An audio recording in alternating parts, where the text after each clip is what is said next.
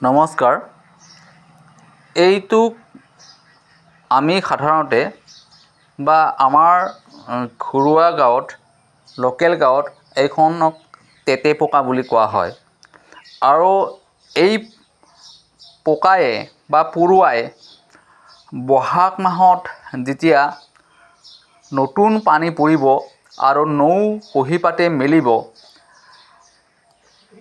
আৰু পানী বা বৰষুণ অহাৰ পিছত যেতিয়া ৰ'দ দিব তেতিয়া ই গছৰ আগত গৈ তে তে বুলি কান্ধে অৰ্থাৎ পিনাই থাকে।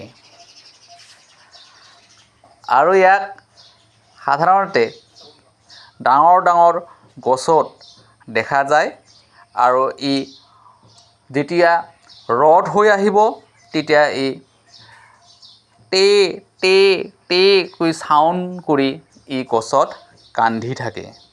গতিকে আহিছোঁ, ধন্যবাদ, নেমৰাচং।